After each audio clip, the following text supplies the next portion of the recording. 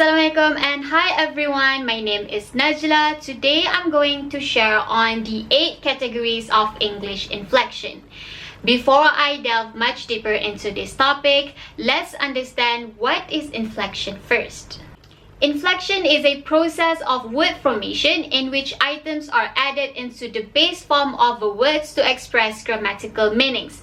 In simple words, it's adding suffixes into the base form of a word as it is a bound morpheme.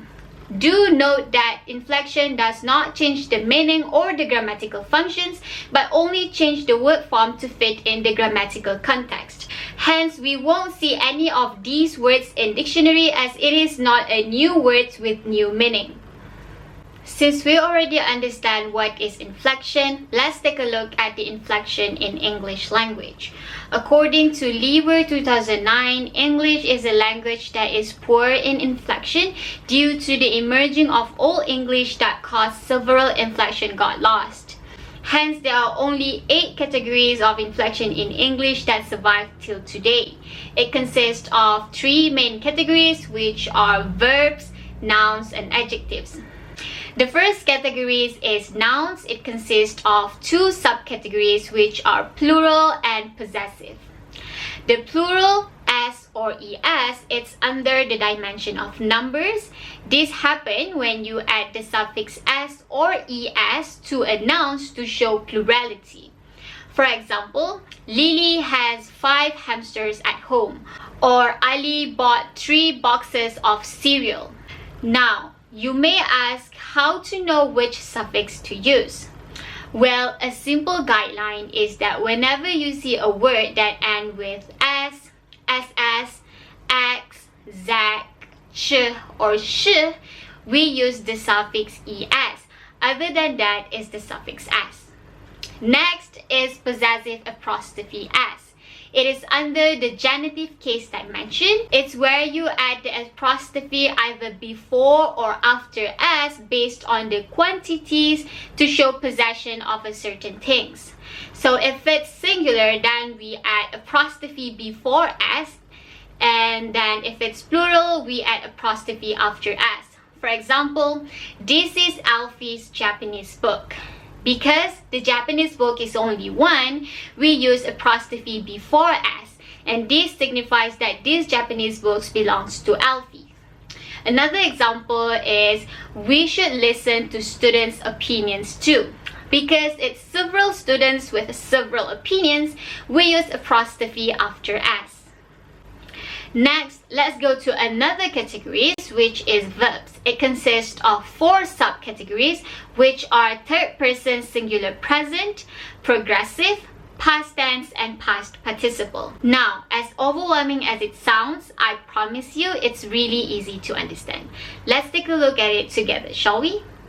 Let's take a look at the first category, which is third person singular present. This happens when a third person singular, which can be either he, she, or it, and the verb is in the present tense, we add the suffix s to the verb. For example, she walks to school every day. Or another example is he sits behind the bookshelf. The next category is progressive ing. We tend to use this a lot in a daily basis without realizing it.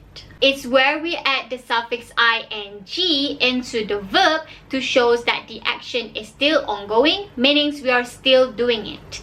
For example, I am eating my lunch at the canteen, or Nadia is walking to the library. Another example that I can give is I am sharing an information right now. Next is past tense ed.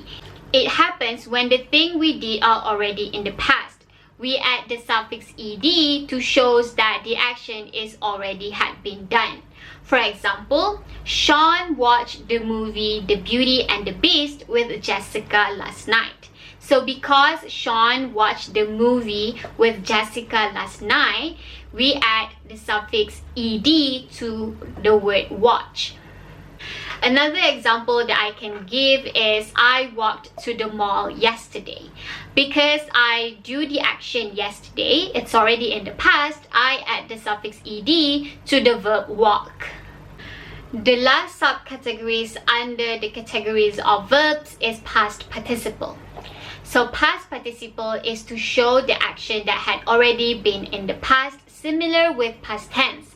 The differences is that in past participle, we need an auxiliary verb such as has, have, or had to support the verb that had been added suffix en. For example, Hamid has written an article about astrology. Another example is I had gotten a stomachache last night. The last categories is adjectives, consist of two subcategories which are comparative and superlative. The first category is comparative ER. When we are comparing two people or things together, we will add the suffix ER in the adjective. For example, Ali is shorter than Abu. So Ali and Abu are comparing their height together. So Ali is shorter than Abu. Another example is bungalow house is bigger than terrace house. So we are comparing the size of the house. So bungalow house is bigger than terrace house. Last but not least is superlative EST. This describes something being the highest degree or quality among all. For example, Shanti is the nicest person in the class. So this connotes that Shanti is the most nice person in the class and no one else are more nicer than Shanti. And that's it. We had go through all 8 categories of inflections in English together.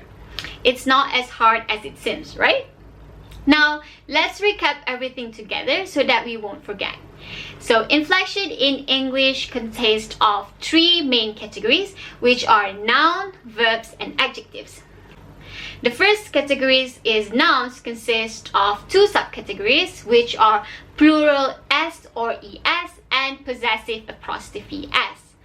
The next one is verbs. It has 4 subcategories, which are third person singular present with the suffix s and progressive ing, past tense ed, and past participle en. The last one is adjective with comparative er and superlative est. That is all from me. I hope it's beneficial and understandable. Thank you so much for watching and listening, and bye!